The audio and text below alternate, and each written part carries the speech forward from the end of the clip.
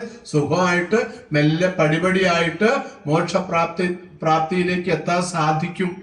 തെറ്റ് ചെയ്യാതിരിക്കുക, ശരി ചെയ്യുക തോന്നുമോ? നമുക്ക് ചിന്തിക്കാൻ പറ്റുമോ? നമുക്ക് പുനർജന്മം ഉണ്ട് എന്ന് നമുക്ക് ചിന്തിക്കാൻ പറ്റുമോ? വളരെ മഹത്തരമായ ഗ്രന്ഥങ്ങളുണ്ട് പുനർജന്മത്തെ കുറിച്ച്. ആയുർവേദം ഏത് മതക്കാര് പഠിച്ചാലും അതിൽ പഠിക്കണം. പുനർജന്മത്തെ കുറിച്ച് പഠിച്ചേ പറ്റൂ. അതുകൊണ്ട് പുനർജന്മം, ഒരു പുഴു, ഉപനിഷത്ത് പറയും, ഒരു പുഴു ഒരു ഇലയിൽ നിന്നും അടുത്ത ഇലയിലേക്ക് കയറി പോകുന്നത് പോലെ നമ്മുടെ ആത്മാവ് ഒന്നിൽ നിന്നും മറ്റൊന്നിലേക്ക് ഇങ്ങനെ പോകുന്നു എന്ന് രാമായണത്ത് പറയുന്നില്ലേ? ജീർണവസ്ത്രങ്ങളഞ്ഞമ്പോട് ദേഹികൾ പൂർണ്ണശോഭം നവവസ്ത്രങ്ങൾ കൊള്ളുന്നു, വാംസാംസ് ജീർണാന യഥാഭിയായ ഗീത പറയുന്നില്ലേ? പഴയ വസ്ത്രം ഉപേക്ഷിച്ച് പുതിയ വസ്ത്രം സ്വീകരിക്കുന്നത് പോലെ നമ്മുടെ ആത്മാവ് പഴയ ശരീരം ഉപേക്ഷിച്ച് പുതിയ ശരീരം സ്വീകരിക്കുന്നു. ജ്ഞാനപ്പാലയില് പൂന്താനം വളരെ മനോഹരമായി പറയുന്നില്ലേ? ഈച്ച ചത്തൊരു പൂച്ചയായിടുന്നു, നാരി ചത്തിട്ടൊരു ഓരിയായിടുന്നു എന്നൊക്കെ പറയുന്നത്. ഇതൊക്കെ പുനർജന്മത്തിന്റെ കഥകളാണ്, ചിന്തയാണ്. ഞാൻ സൂചിപ്പിക്കുന്നത് ഈ മരണസമയം നമ്മള് വിഷമിക്കേണ്ടതില്ല എന്നാണ്. ആ സമയത്ത് ഈശ്വര നാമങ്ങൾ ജപിക്കുക പറ്റുമോ? സാധിക്കുമോ? കഴിഞ്ഞ കുറച്ചു മുമ്പ്, ഒരു 22 ദിവസം മുമ്പ് എൻ്റെ ഒരു വളരെ അടുത്ത ഒരു സുഹൃത്ത് മരിച്ചു. വളരെ അടുത്ത്, ഞങ്ങൾ ഒരുമിച്ച് കുട്ടിക്കാലം മുതൽ ഒരുമിച്ച്, എൻ്റെ അതേ പ്രായം.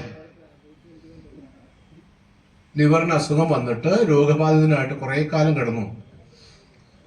ദിവസവും ഞാൻ അവിടെ അവനെ കാണാൻ വേണ്ടി പോകുന്ന സമയത്ത് പറയും, നാമം ജപിക്കാം നമുക്ക് ഒരുമിച്ച്, ഞങ്ങൾ ഒരുമിച്ച് ഭജന ചൊല്ലും, ഒരുമിച്ച് നാമം ജപിക്കും. വാക്കൊന്നും പുറമേക്കുമല്ല, എന്നാലും ഞങ്ങൾ ചൊല്ലും ഒരുമിച്ച്. അവസാന കാലത്ത് അയ്യപ്പനെ വിളിച്ചുകൊണ്ടേയിരിക്കുക, ഉറക്കെ രാത്രി ഉറങ്ങാതെ വിളിച്ചുകൊണ്ടിരിക്കുക. ഭാര്യ എന്നോട് പറയാ, അദ്ദേഹത്തിന്റെ ഭാര്യ പറയാ, ഇന്ന് രാത്രി ഉറങ്ങാൻ പറ്റിയില്ല, അയ്യപ്പനെ വിളിച്ചുകൊണ്ടിരിക്കുക.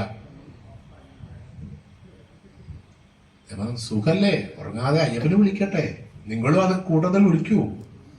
ആശുപത്രി കൊണ്ടുപോയിട്ട് മരണം ഏതാണ്ട് അടുക്കുന്ന സമയത്ത് ICU മാറ്റി വാർഡിലേക്ക്, ഒരു മുറിയിലേക്ക് മാറ്റി.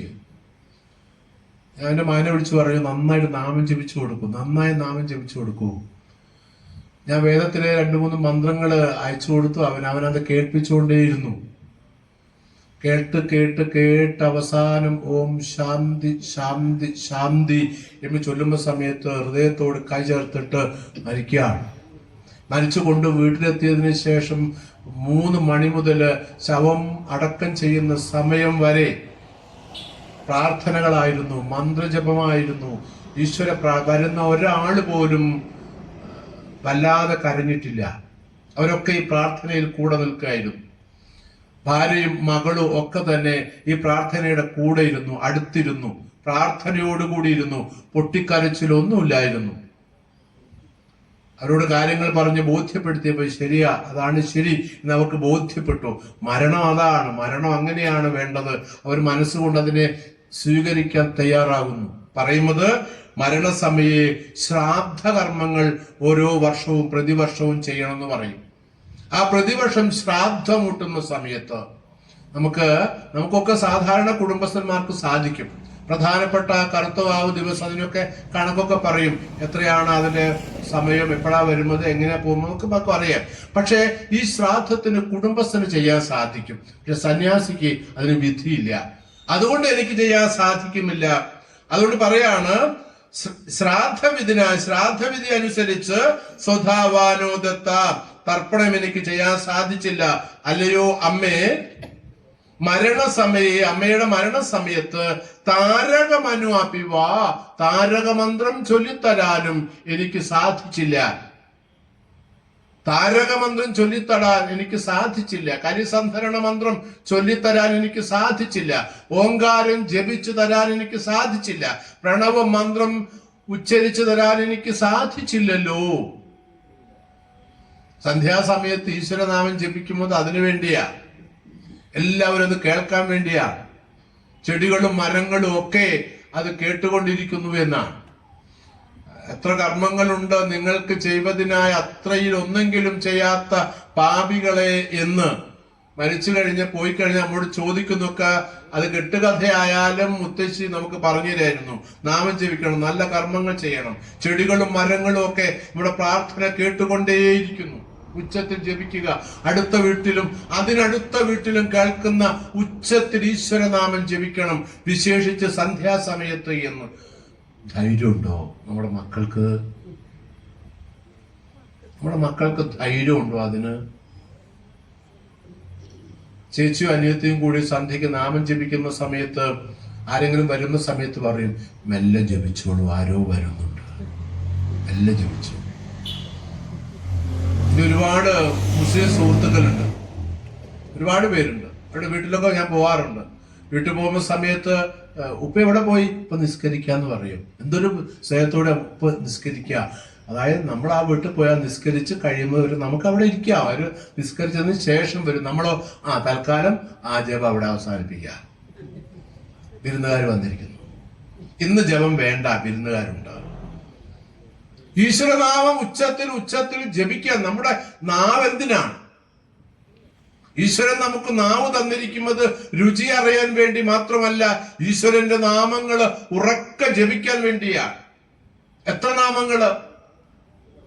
നാമങ്ങള് നമ്മള് പേരിടൽ ചടങ്ങുണ്ടല്ലോ നമുക്കൊക്കെ.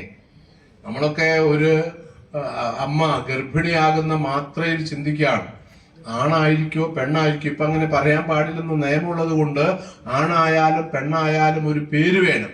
അതിനു വേണ്ടിയിട്ട് ഗൂഗിളിനോട് ചോദിക്കുക, ഗൂഗിളാ പറഞ്ഞു തരാം, ഈ പേരിട്ടോളൂ. പേരിന്റെ അർത്ഥം അറിയില്ല.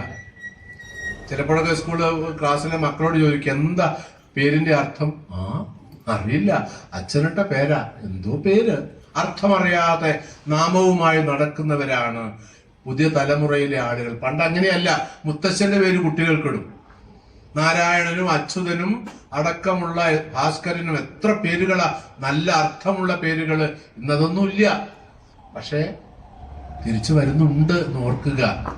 അച്യുതൻ എന്ന് പറഞ്ഞാൽ വല്ലസന്റെ പഴഞ്ചൻ പേരാണ്. പേരക്കുട്ടിക്ക് പേര് അച്യുത്. ഒരു ചില്ലക്ഷരത്തിന്റെ വ്യത്യാസമേ ഉള്ളൂ. മാധവൻ, കുഴപ്പം പിടിച്ച പഴയ പേര് മാധവ്. ഒരു ചില്ലക്ഷരത്തിന്റെ വ്യത്യാസമേ ഉള്ളൂ. അച്യുതും മാധവും കേശവ് പുതിയ പേരുകളുണ്ട്. ചില്ലക്ഷരം വരും അടുത്ത കാലത്ത്. ലക്ഷ്മി, ഗൗരി, പഴയ പേരുകളൊക്കെ തിരിച്ചു വരുന്നുണ്ട്. അതിന്റെ അർത്ഥം അറിഞ്ഞിട്ട് മക്കൾ അഭിമാനത്തോടു കൂടി പറയുന്നുണ്ട്, എന്റെ പേരതാണ്, അർത്ഥമുള്ള പേരാണ്. പത്രത്തിൽ നമ്മൾ വായിച്ചു, ഒരു മകന്റെ പേരാണ് ഹനുമാൻ. പത്രക്കാർ ചോദിക്കുന്നുണ്ട് അവനോട്, നിനക്ക് നാണക്കേടല്ലേ ഹനുമാൻ പേരിട്ടതില്? അവൻ പറയാം, എനിക്ക് അഭിമാനമാണ്. എന്ത് നാണക്കേട്? എന്റെ അച്ഛൻ എനിക്കിട്ട പേരാ ഹനുമാൻ. നിങ്ങൾക്കറിയോ ഹനുമാനെ? ഹനുമാനെ പഠിക്കും നിങ്ങൾ. ഇത്രമാത്രം സാമർഥ്യമുള്ള, ഇത്രമാത്രം ബുദ്ധിശക്തിയുള്ള, ഇത്രമാത്രം ഉച്ചാരണ ശേഷിയുള്ള, ഇത്രമാത്രം വ്യാകരണം അറിയുന്ന, വേദങ്ങളിലെ മന്ത്രങ്ങള് കൃത്യമായിട്ട് ഉച്ചരിക്കുന്ന, ഇത്രമാത്രം നല്ല ദൂതനായിരിക്കുന്ന, സംസാരിക്കുന്ന സമയത്ത് ശരീര ചലനങ്ങൾ ഏറെ ഇല്ലാതെ പറയേണ്ടത് മാത്രം പറയുന്ന ഹനുമാനെ നിങ്ങൾക്ക് അറിയുമോ? എന്നിട്ട് നിങ്ങൾ എന്നോട് ചോദിക്കുക മാനക്കേടുണ്ടോ എന്ന്. എനിക്ക് അഭിമാനമാണ്. എന്റെ പേരിലൂടെ ഹനുമാനെ അറിയട്ടെ ലോകം. കഴിവുറ്റവനാണ്, ജീവിത വിജയം നേടിയവനാണ്, ലക്ഷ്യത്തിൽ എന്നേ എത്തിയവനാണ്, ലക്ഷ്യത്തിലെത്താത്ത മടങ്ങാത്തവനാണ്, ലക്ഷ്യത്തിലെത്തിയതിനു ശേഷവും ചെയ്യേണ്ടതിന്റെ അപ്പുറം ചെയ്തവനാണ് ഹനുമാൻ. എന്റെ പേരതാണ്, അഭിമാനത്തോടെ പറയുക. ആലോചിച്ച് നോക്കൂ. അപ്പോഴാ നമ്മള് ഗൂഗിളിനോട് ചോദിക്കുന്നത് പേര് വേണം. ഗൂഗിൾ പറഞ്ഞു തരും പേര്. അർത്ഥമില്ലാത്ത പേരുകൾ, അനർത്ഥപൂർണമായ പേരുകൾ. ഞാൻ പണ്ട് വന്നപ്പോ പറഞ്ഞു എന്ന് എനിക്ക് തോന്നുന്നത്, ഹരിയേട്ടൻ, ഹരി, രംഗഹരി, കുറിയ മനുഷ്യൻ, ലോകം കണ്ട മനുഷ്യൻ, ഭാരതത്തിന്റെ കുഗ്രാമങ്ങളിൽ പോലും സഞ്ചരിച്ച മനുഷ്യൻ, 16 ഭാഷകൾ എഴുതാനും വായിക്കാനും സംസാരിക്കാനും അറിയുന്ന ആ മഹാമനീഷിയായിരുന്ന ഹരിയേട്ടൻ ഒരിക്കല് പറഞ്ഞൊരു കഥയുണ്ട്. അദ്ദേഹം വീടുകളിലാണ് താമസിക്കുക. കുട്ടികളെ വലിയ ഇഷ്ടം അദ്ദേഹത്തിന്. ഒരു വീട്ടിൽ താമസിക്കുന്ന സമയത്ത് കുഞ്ഞ് ഹരിയേട്ടന്റെ അടുത്തേക്ക് മെല്ലെ, ഹരിയേട്ടന് പ്രത്യേക ചിരിയുണ്ട്. ആ ചിരി കണ്ടാൽ ഏത് കുട്ടിയുടെ അടുത്തേക്ക് വരും. അപ്പൊ ചോദിച്ചു, നിന്റെ പേരെന്താ ചോദിച്ചു. ആ കുട്ടി പറഞ്ഞു, മേച്ചു എന്നാ പേരെന്ന് പറഞ്ഞു. അപ്പൊ ഹരിയേട്ടൻ ചിന്തിക്കാൻ, ഞാൻ ഇത്ര 16 ഭാഷ എനിക്കറിയാം, ഒക്കെ ഞാൻ അഹങ്കരിക്കുന്നുണ്ട്, പക്ഷെ ഈ വാക്കിന്റെ അർത്ഥം എനിക്കറിയാം. ഇത് ഏത് ഭാഷയാ? അതിന് മലയാളമല്ല, സംസ്കൃതവുമല്ല, പിന്നെ ഏതാണ് ചോദിച്ചു. നിന്റെ മോളുടെ പേരിന്റെ അർത്ഥം എന്താ? എനിക്കറിയില്ല. ആരിട്ട പേരാ? അമ്മയാ ഇട്ടത്. അമ്മ ഹരിയേട്ടന് ചായയുമായി വന്ന സമയത്ത് ചോദിച്ചു, ഈ മോളുടെ പേരിന്റെ അർത്ഥം എന്താ? അമ്മ പറഞ്ഞു, മേച്ചു എന്നാണ്. ഞാൻ അവളെ പ്രസവിച്ചത് മെയ് 2-ാം തീയതിയാണ്, അതുകൊണ്ട് ഞാൻ മേച്ചു എന്ന് പേരിട്ടു. ഹരിയേട്ടൻ പറയാ, ഏപ്രിൽ 10-നോ ജനുവരി 12-നോ ഒക്കെ പ്രസവിച്ചു പോയിരുന്നെങ്കിൽ കഷ്ടപ്പെട്ടു പോവായിരുന്നു. അങ്ങനെ നമ്മുടെ പേരിടൽ ചടങ്ങ്. എന്നിട്ട് പറഞ്ഞില്ലേ, ശങ്കരൻ എന്ന് പറയുന്ന പേരിട്ടത് മംഗളം നൽകുന്നവനാണ്. ശങ്കരൻ, ശം മംഗളമാണ്, ഐശ്വര്യമാണ്, അത് നൽകുന്നവനാണ് ശങ്കരൻ.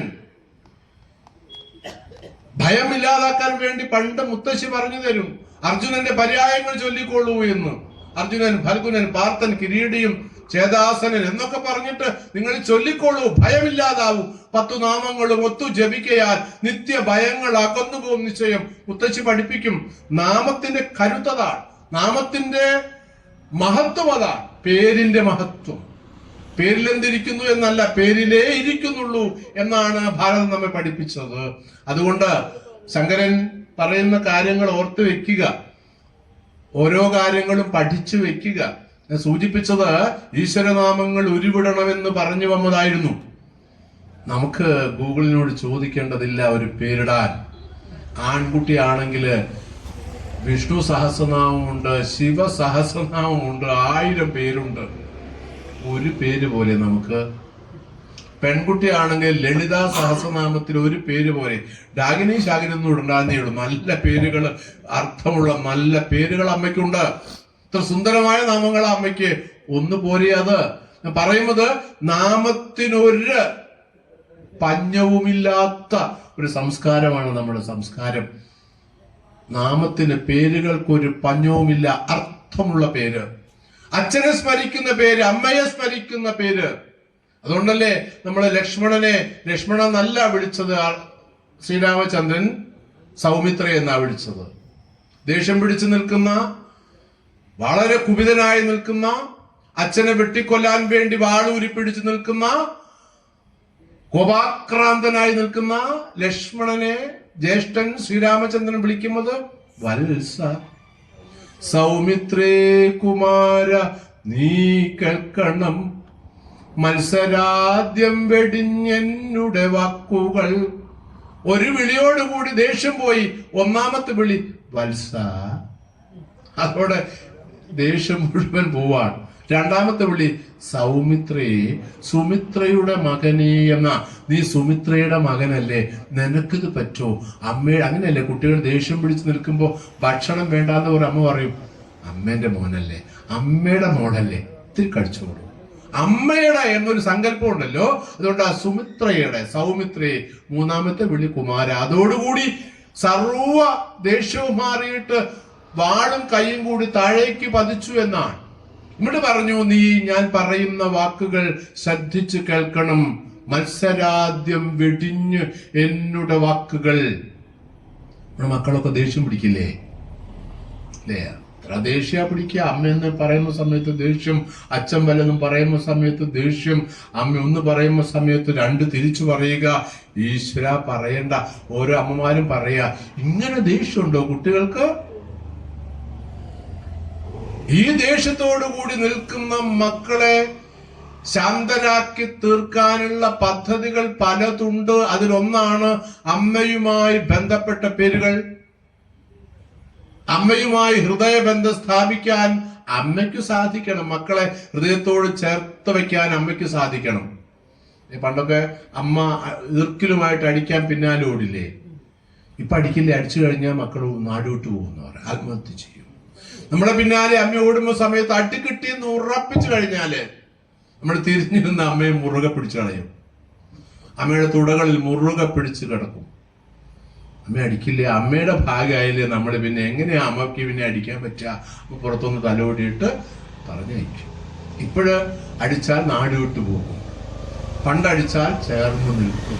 ഈ മാറ്റം എങ്ങനെയാ സമൂഹത്തിലുണ്ടായത്?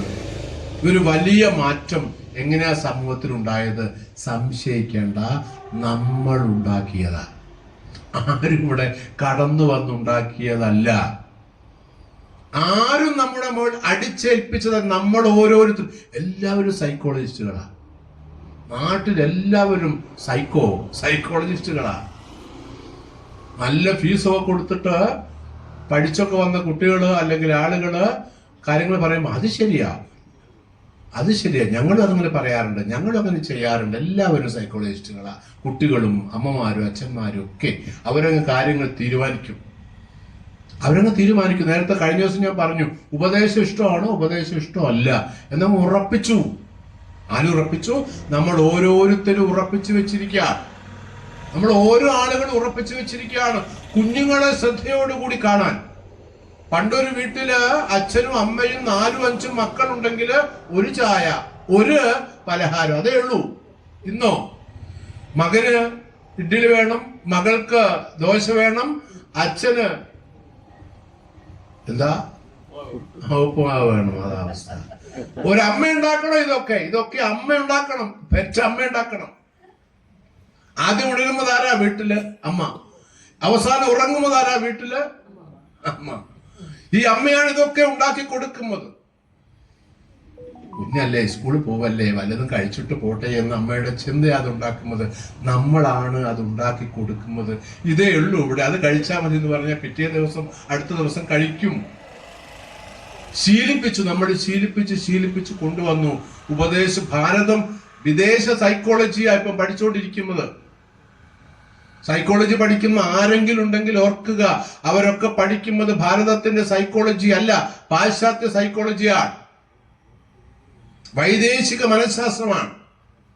ഭാരതത്തിന്റെ മനഃശാസ്ത്രം പറയുന്നത് കുട്ടികൾക്ക്, ആളുകൾക്ക് എല്ലാവർക്കും ഉപദേശം വേണം. ഉപദേശ കഥകള് ഭാരതത്തിൽ ഉണ്ടായിരുന്നത് ഉപദേശ കഥകളാണ്. അത് ഞങ്ങൾക്ക് ഇഷ്ടമല്ല എന്ന് പറയാൻ കാരണം പാശ്ചാത്യ ചിന്ത വന്നതുകൊണ്ടാണ്. അത് അടിച്ചേൽപ്പിക്കുകയാണ്. ഞാൻ കഴിഞ്ഞ ദിവസം പറഞ്ഞു എന്റെ ഓർമ്മ, ക്ഷേത്രത്തിൽ പോയിട്ട് അമ്മയുടെ അല്ലെങ്കിൽ ഭഗവതിയുടെ ക്ഷേത്രത്തിൽ പോയിട്ട് നമ്മൾ പ്രാർത്ഥിച്ച് പ്രസാദം വാങ്ങി, തീർത്ഥം വാങ്ങി, പ്രസാദം വാങ്ങിച്ചിട്ട് അതിന്റെ കൂടെയുള്ള ചെമ്പരത്തിപ്പൂവ് ചെവിയിൽ വെച്ച് നടന്നു വരാൻ നമുക്ക് ഭയമാണ്. പ്രായമുള്ള ഒരു അമ്മ ക്ഷേത്രത്തിൽ പോയിട്ട് പ്രസാദത്തിന്റെ കൂടെ കിട്ടിയ ഒരു ചെമ്പരത്തിയുടെ ഇതളെങ്കിലും ചെവിയിൽ വെച്ച് വരുമ്പോ മക്കൾ ചോദിക്കും, വട്ടായി, ചെവിയിൽ ചെമ്പരത്തിപ്പൂ വെക്കാൻ തുടങ്ങി. ഏത് സൈക്കോളജിയിലാ ചെവിയിൽ ചെമ്പരത്തിപ്പൂ വെക്കുന്നത് ഭ്രാന്താണെന്ന് പഠിപ്പിച്ചത്? ലോകത്തിൽ ചെവിയിൽ ചെമ്പരത്തിയുടെ ഇതളായാലും വെക്കുന്ന ഒരു വർഗം മാത്രമേ ഉള്ളൂ. അത് ക്ഷേത്രാരാധന നടത്തുന്ന ഹിന്ദുക്കളാണ്. അവർക്ക് ഭ്രാന്താണ് എന്ന് ബോധപൂർവ്വം ഉണ്ടാക്കുന്ന ചിന്തയാണ്. പിന്നെ ആരെങ്കിലും വയ്ക്കോ? ഇതൊക്കെ അറിയാതെ നമ്മുടെ ഉള്ളിലേക്ക് അടിച്ചേൽപ്പിക്കുന്ന ബോധമാണ്. ഞാൻ പറഞ്ഞു വന്നത്, ഈശ്വരനാമങ്ങൾ ഏത് സമയത്തും നമ്മുടെ നാവിൽ ഉരുവിട്ടുകൊണ്ടേയിരിക്കണം. ഗുരുനാഥൻ തുണ ചെയ്യുക സന്തതം, തിരുനാമങ്ങൾ നാവിന്മേൽ എപ്പോഴും പിരിയാതെ ഇരിക്കണം, നമ്മുടെ നരജന്മം സഫലമാക്കിയിടുവാൻ എന്ന് എഴുത്തച്ഛൻ പാടിയത് അതുകൊണ്ടാണ്. നരജന്മം സഫലമാക്കിയിടുവാൻ ഈശ്വരനാമങ്ങൾ അനവരതം നമ്മുടെ നാവിൽ തുടിച്ചുകൊണ്ടേയിരിക്കണം, പറഞ്ഞുകൊണ്ടേയിരിക്കണം. സദാപി. മരണസമയത്ത് മാത്രം പറഞ്ഞാൽ പോരാ. നമ്മള് സാധാരണ പറയാറുണ്ട്, നാരായണ എന്ന പേര് കൊടുത്തിട്ട് അവസാനം മരിക്കാൻ സമയത്ത് കാലദൂതന്മാര് വന്ന സമയത്ത് നാരായണ എന്ന് വിളിച്ചപ്പോ സ്വർഗത്ത് കൊണ്ടുപോയിന്ന്. അതുവരെ മഹാപാപങ്ങൾ മുഴുവൻ ചെയ്തിട്ട് അവസാനം ഇത് വിളിച്ചു പോയി. കഥയാണ്. പക്ഷെ അതൊരു കഥയാണെന്നും എല്ലാ കാലത്തും നന്മ മാത്രം ചെയ്യണമെന്നും നമുക്ക് ബോധ്യപ്പെടണം. നന്മ ചെയ്യണമെന്ന് ബോധ്യപ്പെടണം, സ്നേഹിക്കണമെന്ന് ബോധ്യപ്പെടണം, ഭൂതദയ ഉണ്ടാക്കണമെന്ന് ബോധ്യപ്പെടണം. ഭൂതദയ എന്ന് പറഞ്ഞാൽ സർവഭൂതങ്ങളോടുമുള്ള ദയയാണ്, എല്ലാ ജീവജാലങ്ങളോടുമുള്ള ദയയാണ്. അങ്ങനെ വേണം. നമ്മുടെ മക്കളെ അങ്ങനെ വളർത്തണം. ഒരു വഴക്ക് കൊണ്ട്, ഒരു അടി കൊണ്ട് പിണങ്ങിപ്പോകുന്നവരാവരുത് നമ്മുടെ മക്കൾ. ഒരടി കൊണ്ടോ വഴക്ക് കൊണ്ടോ പിണങ്ങിപ്പോകുന്നതാവരുത്. അവിടെ മനക്കരുത്ത് കൊടുക്കണം. മനക്കരുത്തില്ല എങ്കിൽ നമ്മൾ ക്ലാസ് മുറിയിലൊക്കെ എല്ലായ്പ്പോഴും പിണങ്ങുന്ന, പെട്ടെന്ന് വേദനിക്കുന്ന കുട്ടികളൊക്കെ എല്ലാവരും പോയിട്ട് തോണ്ടു. ചെമ്പരത്തിപ്പൂവിന്റെ ചെടിയുടെ ഇല ആരും തൊട്ടു നോക്കാറില്ലല്ലോ. പനിനീർപ്പൂവ് സുന്ദരമായ പൂവാണ്, ഇല ആരും തൊട്ടു നോക്കാറില്ലല്ലോ. പക്ഷേ തൊട്ടാവാടിയുടെ ഇല എല്ലാവരും തൊട്ടു നോക്കും. എന്താ കാരണം? അവർക്കറിയാം തൊട്ടാ വാടും. തൊട്ടാൽ വാടുന്നവരെല്ലാവരും തൊട്ടു നോക്കും. അവർക്ക് സന്തോഷം അതില്. അതുകൊണ്ട് നമ്മുടെ മക്കള് തൊട്ടാവാടികളാവരുത്, കരുത്തുറ്റവരാക്കി മാറ്റണം. അതിന് ഈശ്വരനാമങ്ങൾ സദാ അവരുടെ ചിന്തയിൽ വേണം. ദുർഗ എന്ന ബോധം വേണം. ഞാൻ ദുർഗയാണെന്ന ബോധം വേണം. എന്റെ നേരെ വിരൽ ചൂണ്ടാൻ ഒരാളെയും ഞാൻ അനുവദിക്കില്ല എന്ന മനക്കരുത്ത് നമ്മുടെ പെൺകുട്ടികൾക്ക് വിശേഷിച്ചു വേണം. എന്നെ വഴിതെറ്റിക്കാനാവില്ല, സാധ്യമല്ല എന്ന് അവർ മനസ്സിൽ ഉറപ്പിക്കണം നമ്മുടെ പെൺകുട്ടികൾ വിശേഷിച്ച്. അത് ആധ്യാത്മികതയുടെ വഴിയാണ്, ശരിയുടെ വഴിയാണ്, ധർമ്മത്തിന്റെ വഴിയാണ്, ശാസ്ത്രത്തിന്റെ വഴിയാണ്. അത് അവരെ ബോധ്യപ്പെടുത്തി കൊടുക്കാൻ നമുക്ക് സാധിക്കണമെന്ന് പറയാണ്. എന്നിട്ട് പറയാണ്, അകാലേ സംപ്രാപ്തേ, അസമയത്തു വന്നു ചേർന്നിരിക്കുമ്പോ ഞാൻ അവസാന കാലത്താണ് അമ്മേ, ഞാൻ അമ്മയുടെ സമീപത്തേക്ക് വന്നു ചേർന്നിരിക്കുന്നത്. എന്നാലും അതുലാം ദയാം കുരു, അതുലാം ദയാം കുരു, തുലനമില്ലാത്തതായ ദയയെ എനിക്ക് തന്നാലും, എന്നോട് കാണിച്ചാലും. ഇത് പറയാണ്, ഞാൻ വൈകി വന്നവനാണ്, എന്നാലും എന്നോട് ആ ഒരു ദയ കാണിക്കണം എന്ന് അമ്മയോട് പറയാണ്. 2 ശ്ലോകങ്ങൾ കൂടിയാണ് നമുക്കിനുള്ളത്. അതിൽ 4-ാമത്തെ ശ്ലോകം ഓർക്കുക. എല്ലാ അമ്മമാരും ചിന്തിക്കുന്ന ഒരു കാര്യമാണ്. ജനിച്ചു കഴിഞ്ഞാല് എന്താ മക്കളോട് പറയാ? നീ എന്റെ മുത്തല്ലേ, നീ എന്റെ കൺമണിയല്ലേ, നീ എന്റെ രാജകുമാരനല്ലേ, എന്റെ മകനെ നീ വളരെ കാലം ജീവിക്കുമാറാകട്ടെ എന്നെല്ലാം പറഞ്ഞ് എന്നെ ഓമനിച്ച അമ്മേ, ഞാൻ അമ്മയുടെ വായിലേക്ക് ഈ ഉണങ്ങിയ അരി മാത്രമാണല്ലോ അർപ്പിക്കുന്നത്. ഈ വായ കൊണ്ട് അമ്മ എന്തൊക്കെ പറഞ്ഞു? മുക്താമണിസ്ത്വം, മുക്താമണിസ്ത്വം നയനം മമേതി രാജേതി ജീവേതി ചിരം സുതസ്ത്വം ഇത്യുക്തവത്യാസ്തവ വാചിമാദഃ ദദാമ്യഹം തണ്ടുലമേവ ശുഷ്കം. എന്തൊക്കെയാ കുഞ്ഞുനാളിൽ അമ്മ വിളിക്ക? എന്റെ കണ്ണല്ലേ, എന്റെ മുത്തല്ലേ, എന്റെ കണ്ണനല്ലേ എന്നൊക്കെ വിളിക്കും. ആണ് മുക്താമണിസ്ത്വം, ത്വം മമ മുക്താമണി അസി, നീ എന്റെ മുത്തുമണിയാകുന്നു, നീ എന്റെ മുത്താകുന്നു, നീ എന്റെ രത്നമാകുന്നു. ഏറ്റവും വില കൂടിയതാണ് അത്, ഏറ്റവും വില കൂടിയത്. ഒരാളെ സംബന്ധിച്ച് ജീവിതത്തിൽ ഏറ്റവും വില കൂടിയത് തൻ്റെ കുഞ്ഞാണ്. ആ കുഞ്ഞ് ശാരീരിക മാനസിക വൈകല്യങ്ങളുള്ള കുഞ്ഞായാലും അമ്മയ്ക്ക് ഏറ്റവും പ്രിയപ്പെട്ടതാണ്.